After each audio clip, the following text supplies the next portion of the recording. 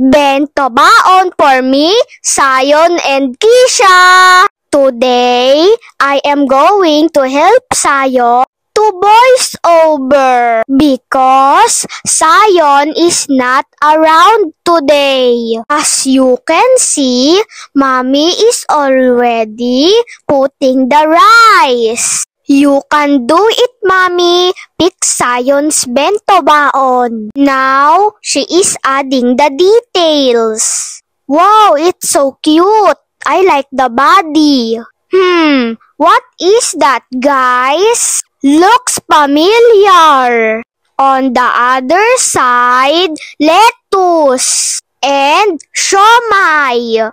Oh, Mommy is cleaning the other side. Wow, tasty donut, Zion. Now, Zion's fruit is grapes. And next, the toothpick. And next, the circle. That's a boiled egg.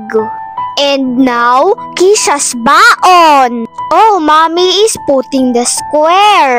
And next, my baon. And tada! That's our bento baon. You can take a look. Here's mine. And here's Zion. And lastly, Kisha's. And tada! They are guards in Squid Game. And tada! That's our bento baon. Thank you guys for watching. Be happy. Follow us for more videos. Bye!